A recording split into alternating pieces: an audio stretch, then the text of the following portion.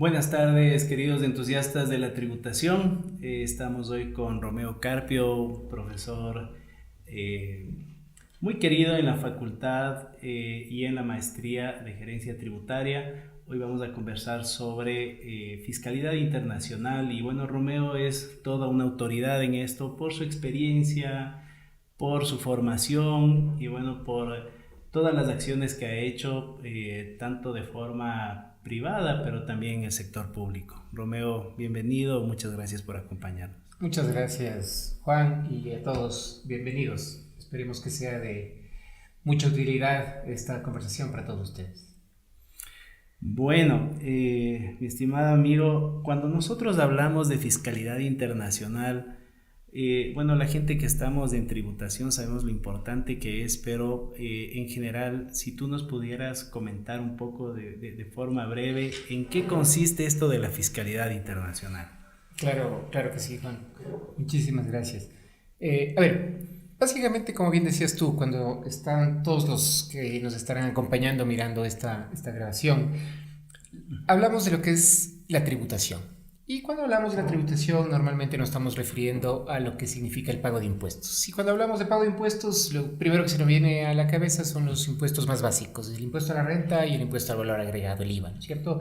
Y eso es lo que día a día estamos constantemente haciendo y verificando quiénes estamos en el mundo de la tributación.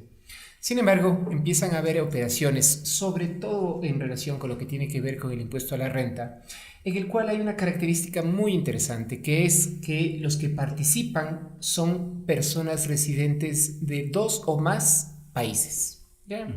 A diferencia de lo que sucede aquí, ¿no es cierto? Supongamos una entidad en la cual le contrata a un profesional para que le preste sus servicios, tanto la entidad va a ser residente fiscal en el Ecuador como el profesional que le presta los servicios. Y es una operación entre residentes fiscales del Ecuador y no hay muchas particularidades adicionales que tener en cuenta. Sin embargo, cuando una empresa ecuatoriana contrata los servicios ya no de una persona ecuatoriana, sino digamos de una persona colombiana, entonces ya la relación se da entre dos residentes de distintos países. Y es entonces cuando surge la fiscalidad internacional. Precisamente es en el ámbito de estas operaciones que se realizan entre personas naturales o jurídicas de distintos países, en el ámbito de la fiscalidad, particularmente en los temas que tienen que ver con el impuesto a la renta. Por eso es que resulta un tema bastante interesante, muy novedoso, cada vez va tomando mayor importancia, pues, y esperemos que con lo que vamos a ir desarrollando en toda esta conversación les parezca muy interesante. La globalización va de mano, ¿no? De la Seguro. mano, cada vez los servicios están más integrados. Pero tú justo mencionaste unos dos temas que ojalá nos puedas comentar un poquito sobre el tema de residencia y fuente. No sé, esa parte si nos aclaras un poco por dónde van estos conceptos. Perfecto, muchísimas gracias. Voy a tratar de ser lo más básico en los conceptos posible y no generar mayores confusiones, ¿no? Aquí viene un primer aspecto que tú lo has mencionado y creo que es importante dejarlo sobre la mesa y es el de la globalización. Precisamente cuando empieza a desarrollarse la globalización, empiezan a surgir más los grupos económicos multinacionales, ¿no es cierto? Las famosas multinacionales. Y las multinacionales tienen su sede, que se conoce como casa matriz, y tienen sus distintas sucursales y subsidiarias. Y mientras más se van desarrollando las multinacionales en el mundo, más van habiendo operaciones precisamente entre residentes de distintos países. La casa matriz con sus sucursales o cada una de estas sucursales con sucursales de otras casas matrices. Y eso es lo que hace, como bien decías tú, el mayor desarrollo de la fiscalidad internacional. Primer punto sobre la mesa. Ahora, atención a lo que tú comentas, ¿no es cierto? Que es muy correcto. Es estos conceptos que empiezan a surgir de la residencia y de la fuente que va en un contexto de lo que se llama la sujeción fiscal. Voy a hacer un ejemplo rapidísimo y muy sencillo, ¿no es cierto? Supongamos una persona argentina, ¿sí? María de Argentina, que presta y va a Brasil y presta un servicio, unos servicios profesionales. Entonces viene el primer concepto. María es una persona que radica en Argentina y que por ende, este es un tema que es medio larga la explicación, digamos, pero siempre en cada país existen regulaciones que definen si una persona es o no es residente fiscal de ese país, ¿no? Residente para efectos fiscales. Normalmente, si una persona está más de 183 días en un país o si tiene su centro de intereses vitales o económicos, sus negocios, su familia en ese país, va a ser considerada residente fiscal de ese país. Entonces, María es una persona que reside en Argentina, va a ser residente fiscal del país. de Argentina. Le presta servicios a una empresa. Las empresas normalmente son residentes fiscales del país en donde están constituidas. Como en el ejemplo es una empresa que ha sido constituida en Brasil y que opera en Brasil, va a ser un residente fiscal en Brasil. Primer tema, ¿no es cierto? La residencia fiscal. Estos conceptos que hacen que los estados consideren residentes o no residentes a una persona de su jurisdicción. En este ejemplo, entonces, definimos el tema de residencia y decimos que María es residente fiscal de Argentina y la empresa es residente fiscal de Brasil. Cuando María va y presta un servicio en una empresa brasileña, surge una pregunta y es: ¿qué estado tiene derecho a cobrar impuestos a María? ¿Ya? Y sobre eso surgen dos criterios que son los más utilizados en el mundo. El primer criterio se llama el de la residencia, y es que un estado cobra impuestos a los residentes de su jurisdicción por las rentas que reciban en esa jurisdicción en cualquier parte del mundo. ¿Sí? Entonces, tenemos el primer criterio de sujeción fiscal, que es este poder que tienen los estados de sujetar a impuestos a las personas, que es basado en el principio de la residencia. Voy a cobrar impuestos a mis residentes. El que le estoy dando mi servicio. El que está aprovechando de todo el gasto en el que yo estoy incurriendo, porque es el propósito de los tributos, ¿no es cierto? El financiar el gasto. Entonces, yo le estoy poniendo escuelas a disposición, hospitales a disposición, la policía, los militares a su disposición, infraestructura, puertos, aeropuertos, y por eso María tiene que pagar impuestos donde es residente, ¿sí? Correcto. Entonces, este primer criterio de sujeción va a ser el del Estado, en el que dice: yo a mis residentes les cobro impuestos, independientemente de dónde reciban sus ingresos, como en este caso sería, aunque no reciban en Argentina, sino que reciban en Brasil, igual me va a pagar impuestos en Argentina. Y viene un segundo criterio muy rápidamente, que es el de la fuente, que era el que tú preguntabas. Entonces hay dos criterios para que los estados puedan cobrar impuestos: el de la residencia y el de la fuente. Que Brasil diría: yo voy a cobrar impuestos a María, que es argentina, porque en Brasil está la fuente generadora del ingreso, que es la empresa brasileña. Sí, con eso tienes estos dos criterios por los cuales los estados cobran impuestos, que es el de la residencia y el de la fuente. Que ambos suenan lógicos, ¿no? Que ambos tienen su explicación lógica, ¿sí? Ahora, si ambos tienen la explicación, digamos, tienen una explicación, tienen un fondo, o sea, María paga en Argentina y en Brasil también. Así es, así es. Lamentablemente parecería hasta ahí que María va a tener que pagar en Argentina y en Brasil. Este fenómeno es lo que conocemos como la doble imposición. Exactamente. ¿Cómo más o menos funciona? ¿Qué problema? Porque termina siendo un problema, ¿no? Sí. Termina siendo un problema. Sí. Esto voy a poner un ejemplo muy básico que yo suelo ponerlo en las clases, y es cuando una persona va al cine. ¿Verdad? Cuando una persona va al cine tiene que pagar una entrada. ¿Qué pasaría si cuando una persona va al cine le cobran una entrada el momento en que ingresa y le cobran el ticket de entrada también el momento en que sale? ¿Sí? Esta persona estaría pagando 2 veces el valor del ticket por ver la misma película. ¿Verdad? Ya vamos a volver luego con este ejemplo. Es lo mismo que estaría pasando con María. María estaría yendo a pagar. Y vamos a poner en el ejemplo que María recibe un ingreso de $10,000 y que en Argentina le quieren cobrar a una tarifa del 30% más o menos, $3,000, y que en Brasil también le quieren cobrar $3,000. Entonces vendría un problema, y es que María estaría sujeta a imposición por Argentina y debería por esos $10,000 pagar $3,000, y en Brasil debería pagar $3,000 más. Con lo cual María solo se quedaría con $4,000. Correcto. Entonces se entiende que hay este fenómeno de la doble imposición, y se dice que se da doble imposición cuando una misma persona, María, está obligada a pagar el mismo impuesto o impuestos de naturaleza análoga, el impuesto a la renta argentino y el impuesto a la renta brasileño, que son dos impuestos idénticos, análogos, por el mismo hecho generador. Es decir, por el honorario profesional de $10,000 que recibió María. Entendemos que entonces se llama doble imposición. ¿Sí? Doble imposición nacional, cuando la misma persona son dos administraciones, por ejemplo, el SRI y el municipio de Quito, que le pretenderían cobrar a una misma persona, estaríamos hablando por un mismo hecho generador, hablando de una doble imposición local, o en este ejemplo, que sería la administración tributaria argentina y la administración tributaria brasileña, y este fenómeno se conoce como doble imposición internacional. Esta doble imposición, o sea, aparentemente todos están contentos, digamos, hablando de los estados. pero en cambio tú como ciudadano, digamos, como contribuyente, sales tremendamente afectado. Ahora, yo entiendo que no es tampoco lo que buscan los estados, porque de alguna forma esta persona, lo mismo le va a pasar, digamos, a un residente brasilero cuando incurre en algo similar. Entonces, ¿hay algún método, hay alguna forma en que los estados hayan trabajado para evitar digamos, que se genere esta doble imposición o en general queda así? A pagar mucho. A pagar mucho. Sí, lo que tú dices es correcto, ¿no? Los estados aparentemente se quedan contentos. Pero yo pensaría que ni siquiera los estados se quedarían contentos en esta situación, ¿no es cierto? ¿Por qué Argentina le cobraría $3,000 de los 10,000 que ha recibido a María? Porque el Estado argentino entiende que la capacidad contributiva de María es $3,000. Porque si pensaría que es más, si pensaría que es 4,000 o 5,000, le cobraría 4,000 o 5,000. Le cobra 3,000 porque cree que esa es su capacidad contributiva. Cualquier valor adicional que le cobraría, ya estaríamos incluso entrando en el ámbito de la confiscatoriedad, ya cobrarle más allá de lo que realmente está en capacidad la persona. ¿Por qué el Estado brasileño le pretendería cobrar a alguien que gana $10,000 3,000 por la misma situación? Considera que eso es su capacidad contributiva. Entonces, que los estados sepan que a una persona al final del día le están cobrando el 60% del ingreso, sabrían que está en una situación de confiscatoriedad, ¿sí? Entonces, ni siquiera ellos se quedarían tranquilos.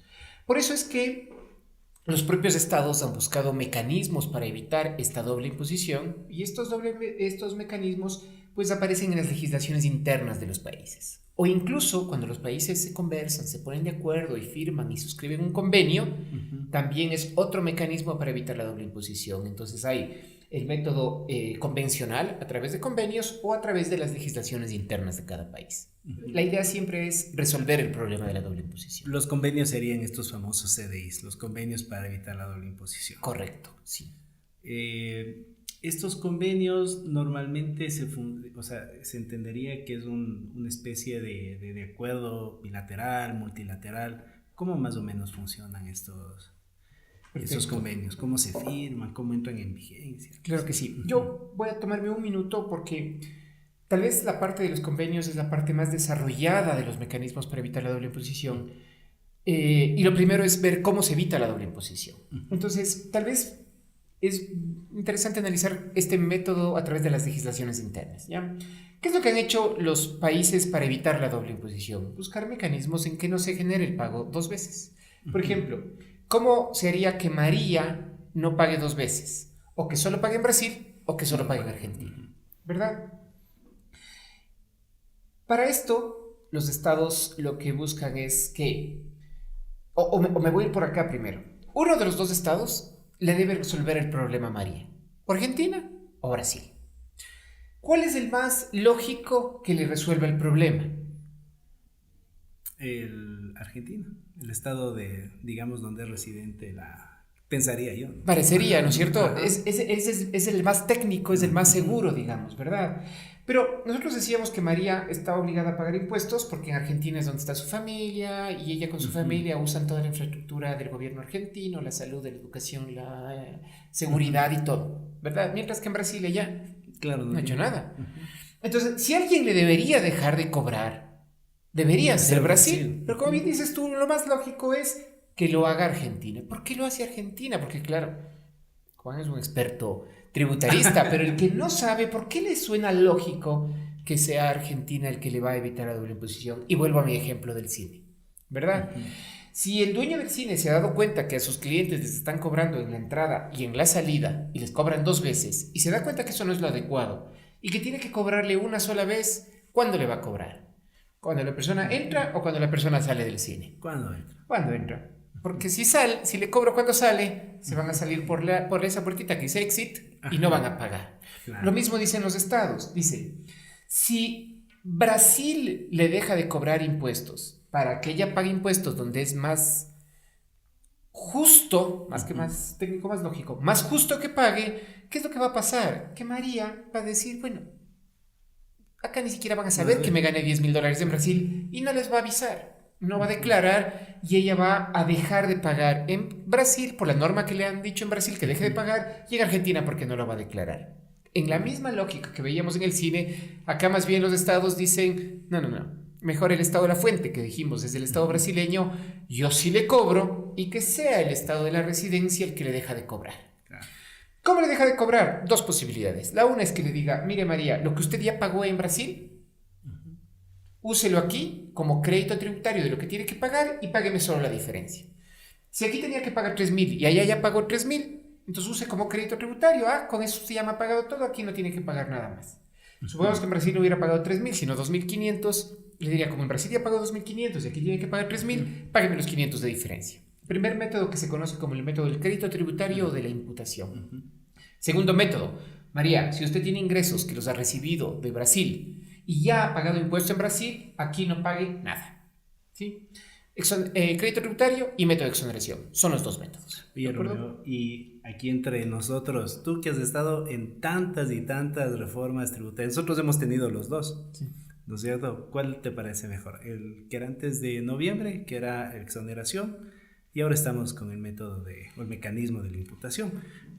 En tu criterio, ¿cuál ves que es más efectivo, más funcional? Yo creo que es interesante tener presente por qué se cambió en el 2007, llegando ya para el 2008, la ley para la equidad tributaria de diciembre del 2007, ¿por qué se cambió de crédito tributario a imputación? Exoneración. Porque se dijo, bueno, ¿quién nos informa? La gente está dejando de informar. Y por eso la gente está dejando los capitales afuera. Hagamos una norma que atraiga que la gente traiga sus capitales acá y pasemos a un método de exoneración. Esta fue la lógica de la exoneración. Y de ahí pasamos ahora de nuevo al crédito tributario. ¿Sí? ¿Qué hace el método de la exoneración? Hacer que se atraigan capitales. ¿Sí? En un país como nosotros, posiblemente lo más preferible es mantener un criterio de exoneración para dar un incentivo a que la gente vaya y obtenga ingresos en el extranjero, porque al final esos ingresos terminan entrando acá. Si me preguntas, me iría por el método de la exoneración. ¿Sí? Lo hubiese dejado este método. Y solo por acabar rápidamente entonces con lo que tú mencionabas, ¿qué pasa en los convenios? Los convenios van a usar estos mismos métodos, pero aquí ya pasa una cosa, y es que teníamos la presunción de que María no le iba a avisar al Estado argentino que ganó algo en Brasil. Pero cuando los dos hacen un convenio, en los convenios incluyen una cláusula de intercambio de información. Brasil le va a informar a Argentina que una residente de Argentina que se llama María ha recibido $10.000 en Brasil. Entonces María ya no se va a pretender no declarar. Exactamente. Y si ya va a pretender no declarar, lo que hacen los convenios es cambiar las reglas, que lo harían normalmente las legislaciones internas. Ahora sí, Brasil le deja de cobrar para que María pague en Argentina. Entonces los convenios es la misma aplicación de lo que hacen las reglas locales, pero dado que ya hay un flujo de intercambio de información, cambia las reglas del juego para que sea realmente en el país de la residencia en donde se termina haciendo el pago de los impuestos. Perfecto. Quedó inconcluso el tema de los CDIs. Sí. Pues bueno, te decía esta primera parte que esto es lo que pero son tómate un café. Muchas gracias. Esta linda taza de UDLA Finanzas. Ese es el convenio, ¿no es cierto? Porque a veces decimos, el convenio es para evitar la doble imposición. Normalmente la doble imposición ya está evitada en las legislaciones internas. Y lo que hacen los convenios es cambiar esta forma de atribución de las rentas para que sea el país de la residencia quien realmente tenga la potestad tributaria. ¿Cómo se negocian los convenios? Los países normalmente se ponen de acuerdo. A veces, sobre todo como un mecanismo de atracción de inversiones, porque no deja de ser sino un sistema independiente tributario, al menos del régimen de impuesto a la renta, que casi que nunca tiene reformas. Nosotros tenemos convenios desde el año 82, 85, que no han tenido nunca en la vida una reforma, entonces es algo con mucha seguridad jurídica. Y cuando los países se ponen de acuerdo, intercambian sus intenciones y se empiezan a reunir los equipos negociadores. Normalmente 1 o 2 reuniones, cada uno va con una propuesta. Para esto ya existen en el mundo modelos para los convenios, un modelo elaborado por la OECD, que es el que más se utiliza.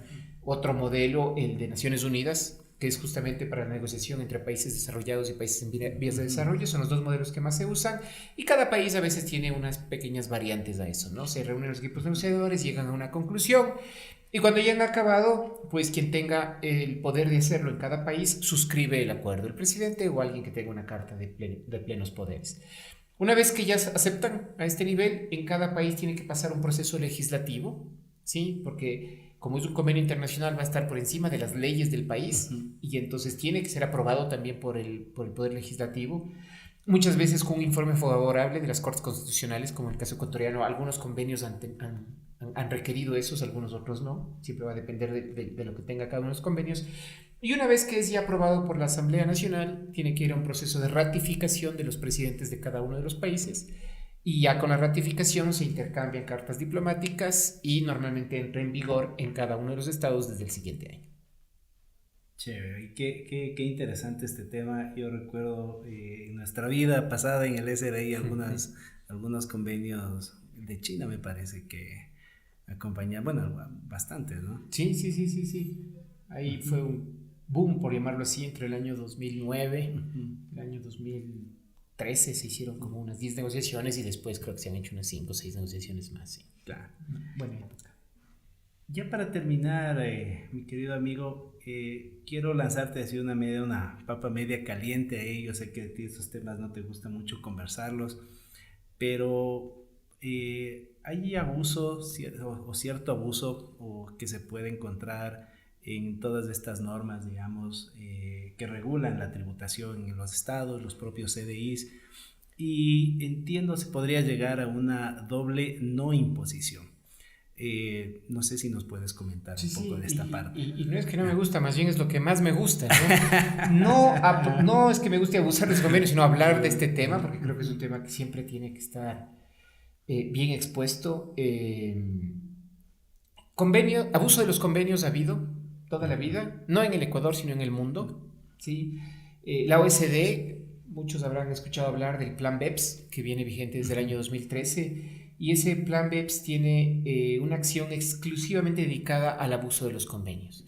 Esto ha permitido que se trabaje en el instrumento multilateral, que va a ser un documento que va a permitir reducir el uso abusivo de los convenios. ¿Ya? Eso sí es un tema largo, tal vez no entraré en mucho detalle.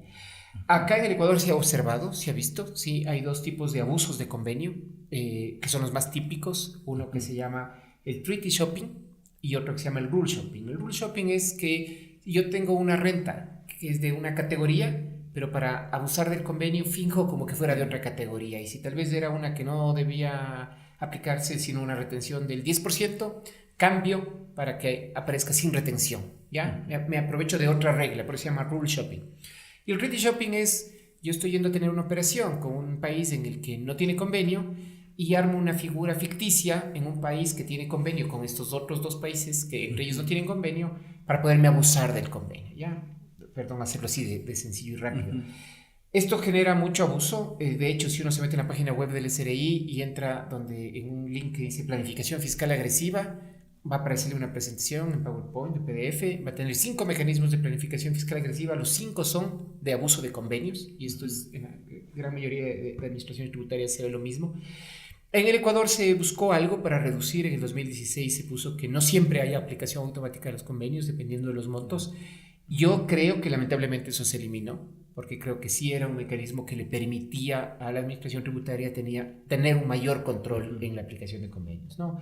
Entonces abuso hay, sigue habiendo, y yo creo que al haberse vuelto a todo el mecanismo solo a través de aplicación automática, seguramente habrán regresado algunos abusos de antes. Qué interesante, Romeo. Yo te quiero agradecer sobremanera este tiempo que nos has brindado. Obviamente tus estudiantes que disfrutan el módulo de fiscalidad internacional, pues aprenderán esto y mucho más con mayor profundidad. Y como siempre, la invitación y el agradecimiento por tu tiempo, mi querido amigo. Mi querido amigo, yo te agradezco muchísimo y espero que haya sido de mucha utilidad. Muchas gracias. Muchas gracias.